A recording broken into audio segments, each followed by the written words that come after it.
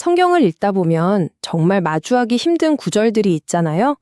그중에서도 아마 시편 137편이 가장 충격적이고 또 가장 우리를 당황하게 만드는 본문이 아닐까 싶습니다.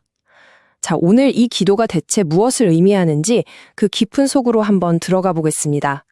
네, 방금 보신 그대로입니다. 내 어린 것들을 바위에 메어 치는 자는 복이 있으리로다. 정말 듣는 순간 숨이 턱 막히죠. 이 구절이 가진 날 것 그대로의 이 불편한 힘을 외면하기가 참 어렵습니다. 그렇죠. 바로 이 질문이 나올 수밖에 없습니다. 아니, 어떻게 이런 끔찍한 기도가 성경에? 그것도 거룩한 기도서인 시편에 버젓이 있을 수 있을까요? 여러분이 느끼는 그 충격과 당혹감은 지극히 정상적입니다. 이제부터 이 질문에 대한 답을 찾아가는 여정을 한번 시작해 보겠습니다. 자, 이런 어려운 본문을 이해하려면 제일 먼저 해야 할 일이 있습니다. 바로 그 말씀이 쓰인 시대, 그 역사적이고 감정적인 배경 속으로 들어가 보는 거죠. 이 시편은요, 그냥 나온 게 아닙니다. 기원전 587년, 예루살렘이 바빌로니아 제국에 의해 완전히 파괴되고 성전이 무너지고 수많은 사람들이 죽고 살아남은 사람들은 포로로 끌려갔던 그야말로 국가적인 재앙, 엄청난 트라우마 한가운데서 터져나온 노래입니다. 한번 상상해 보세요. 낯선 땅 바벨론의 강가에 앉아서 폐허가 된 고향 시온을 떠올리며 눈물을 흘리는 사람들의 모습을요. 근데 이 슬픔은 단순히 고향을 그리워하는 향수병 정도가 아니었어요.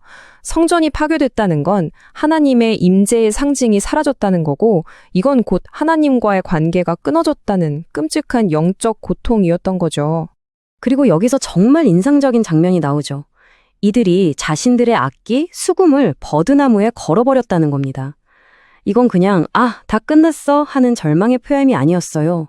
오히려 너희 압제자들을 즐겁게 해주기 위해 우리의 거룩한 노래를 부를 수는 없다는 아주 강력하고 비장한 영적 저항이었던 겁니다. 자, 그럼 이제 신학적으로 이게 어떤 의미인지 그 첫 번째 해석의 문을 한번 열어보겠습니다. 이 시편은요, 단순히 분노를 터뜨리는 게 아니라 하나님의 정의를 구하는 일종의 공식적인 호소문으로 볼 수 있습니다. 사실 시편 137편은 성경의 특정 장르, 바로 저주 시편에 속합니다. 이름만 들어도 좀 섬뜩하죠. 말 그대로 원수에게 끔찍한 저주가 임하기를 기도하는 건데, 이게 좀 불편하긴 해도 성경에 분명히 존재하는 기도의 한 형태라는 걸 아는 게 중요합니다. 여기서 핵심은 이겁니다. 시편 기자가 내가 직접 저들을 죽여버리겠다고 말하는 게 아니라는 점이에요. 이건 인간의 피비린내 나는 복수 계획이 아닙니다. 오히려 그 반대죠. 이 기도는 위탁, 즉 모든 걸 맡기는 행위입니다. 내 안에 이 끔찍한 분노와 복수심을 내가 직접 해결하는 대신 그 복수할 권리, 심판할 권리를 온전히 하나님께 넘겨드리는 거예요. 하나님, 저는 못하겠습니다. 그러니 정의의 하나님께서 직접 이 문제를 다뤄주십시오 하고 모든 걸 맡겨버리는 거죠. 그런데 말이죠. 이 시편에 대한 해석은 여기서 끝나지 않습니다. 수세기 동안 기독교 영성의 대가들은 이 구절에서 훨씬 더 깊고 개인적인 우리 내면을 향한 메시지를 발견해냈습니다. 아우구스티누스 같은 초대 교회의 위대한 사상가들은요, 이 시편을 단순히 과거의 역사적 사건으로만 보지 않았어요. 그들은 이 구절을 외부의 적이 아니라 바로 우리 각자 내면에 있는 영적 싸움에 대한 놀라운 비유로 읽어냈습니다. 이 비유적 해석은 정말 기가 막힙니다. 한번 보세요. 여기서 원수인 바벨론은 하나님보다 세상을 더 사랑하는 우리의 타락한 본성을 상징하게 됩니다.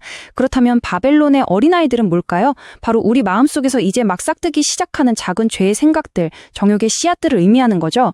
그리고 그 죄의 씨앗들을 던져서 깨뜨려야 할 반석은 바로 예수 그리스도를 상징합니다.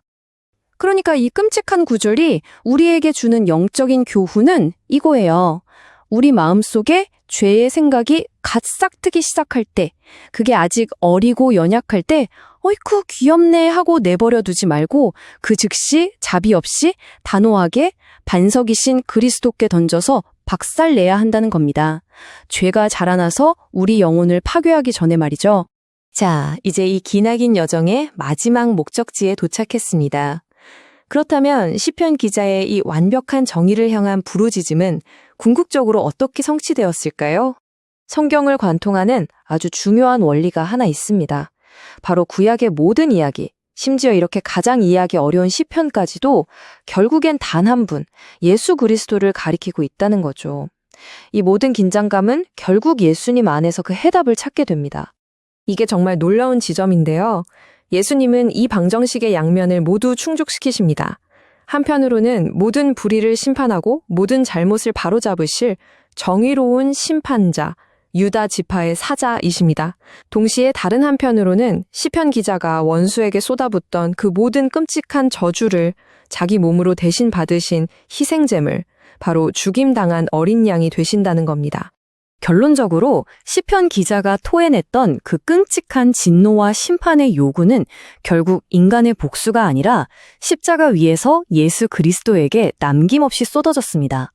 이를 통해서 인간적인 복수가 아닌 하나님의 은혜와 사랑의 뿌리를 둔 궁극적이고 완전한 해결책이 제시되는 것이죠. 오늘 우리는 성경에서 가장 불편한 구절 중 하나를 마주했습니다. 어떠셨나요? 어쩌면 이렇게 우리를 가로막는 벽처럼 보였던 구절들이 사실은 우리를 정의와 죄, 그리고 상상도 못할 은혜의 세계로 초대하는 또 하나의 문이 되는 건 아닐까요? 여러분의 생각은 어떠신지 궁금합니다.